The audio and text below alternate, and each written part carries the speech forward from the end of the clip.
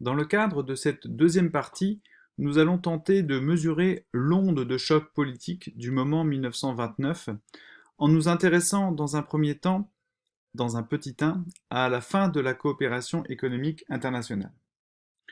Pendant cette période extrêmement délicate, où les esprits paniquent et où la misère progresse, les gouvernants adoptent le plus souvent des solutions nationales qui vont déboucher sur des résultats plutôt inefficaces, voire dangereux pour la stabilité de la démocratie dans un certain nombre de pays.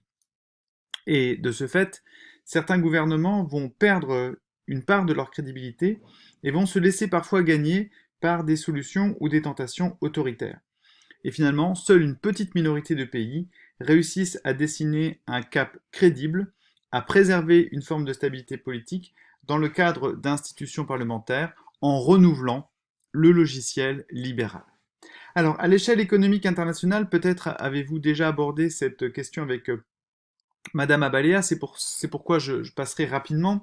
On note tout d'abord, évidemment, l'incapacité des gouvernements à élaborer des stratégies communes de résistance à la crise, en dépit de l'existence d'un cadre intergouvernemental, la SDN, et de nombreuses conférences internationales organisées entre 1931 et 1933, en lien avec la question des réparations ou en lien avec la question plus générale du désarmement. Aux États-Unis, l'équipe Hoover a envoyé un très mauvais signal. Après avoir, pendant quelques mois, tenté de mettre en œuvre une politique anticyclique de relance de l'économie par un meilleur contrôle des marchés et en demandant à la Fed d'abaisser ses taux d'intérêt, l'équipe Hoover va dans le prolongement d'une politique dont les origines remontent finalement à la fin de la Première Guerre mondiale et à la concurrence entre les marchés agricoles américains et européens, eh bien, dans le prolongement de cet héritage post-Première Guerre mondiale, l'équipe Hoover met en place et intensifie une politique douanière protectionniste avec l'application du tarif Smoot-Hawley qui rentre en vigueur en juin 1930 et qui, pour reprendre la formule de l'économiste Alan Metzler, contribue à convertir une ample récession en une profonde dépression. L'effet direct de ce tarif protectionniste de juin 1930, eh bien, c'est que un certain nombre de pays, 60 au total, se lancent les uns après les autres dans la fermeture progressive de leurs frontières aux produits étrangers. Quelques exemples. À l'été 1930, l'Allemagne s'engage dans cette logique protectionniste. Alors, cette logique protectionniste n'est pas une logique qui surgit ex nihilo. C'est le cas des États-Unis où on avait déjà des tarifs protectionnistes pour protéger l'agriculture américaine dans les années 20 par rapport à la remontée de la production agricole européenne et notamment française. Mais en Allemagne, vous avez aussi une tradition de politique protectionniste sur le plan agricole pour protéger les grands propriétaires fonciers de la Prusse orientale. En juillet 1931, la France s'engage également dans cette logique, jusqu'à atteindre la Grande-Bretagne, le grand pays traditionnel du libéralisme économique, en février 1932.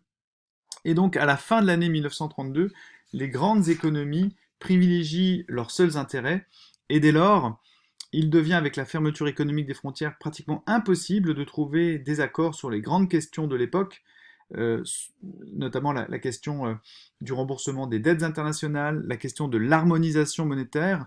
Nous allons le voir, la solution choisie par les Britanniques pour sortir de la crise va être la dévaluation monétaire. Ça va évidemment déstabiliser le système monétaire qui s'était reconstruit avec la conférence de Gênes en 1922. Et il y a un manque criant de coordination des politiques monétaires au moins au cours de la première moitié des années 1930. Et vous le savez, il faudra attendre les accords internationaux de Bretton Woods en 1944 pour voir renaître un système monétaire stable autour du dollar.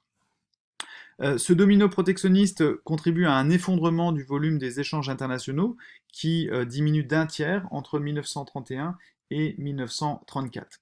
Alors, saisissons ce moment, peut-être que vous l'avez vu aussi avec Madame Abaléa, pour voir que cette absence de coordination et de solidarité, c'est une réalité à l'échelle même du continent européen. puisque au début des années 1930, quand survient la faillite des grandes banques autrichiennes et allemandes, la Banque de France, qui a les moyens financiers pour soutenir ses homologues, ne bouge pas le petit doigt. Elle craint en effet d'encourager l'union douanière franco-germano-autrichienne que Paris récuse. Et donc, lorsque la Credit Anstalt ou bien la Danat Bank, D-A-N-A-T-B-A-N-K, entre en cessation de paiement, les Français ne vont pas porter secours aux Allemands.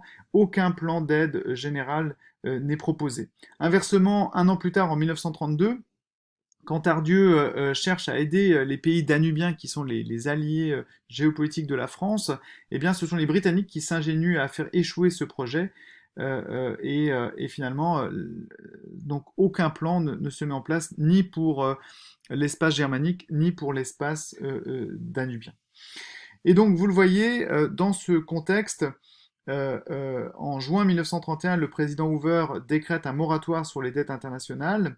Du coup, la conférence internationale sur l'avenir de l'Allemagne ne parvient à aucun résultat tangible. La conférence de Lausanne sur les dettes internationales en juin-juillet 1932 se solde également par un échec et on est dans une impasse totale.